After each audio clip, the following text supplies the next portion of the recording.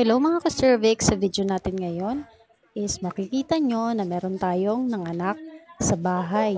Siya po ay nasa kanyang pangsyam na pagbubuntis at dahil nga mga ginagawa ito ng mga buntis dito sa amin na igiintay sila na sobrang sakit na yung kanilang tiyan bago po sila bumababa.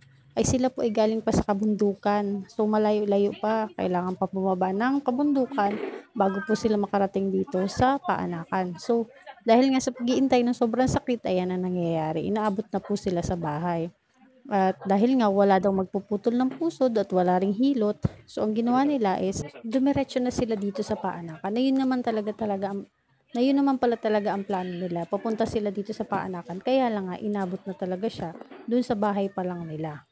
Kung makikita nyo po, isang putla na rin ni nanay. Kasi nga doon pa lang sa biyahe is nalulula na siya. At syempre, nawala na rin siya ng dugo habang nasa biyahe siya.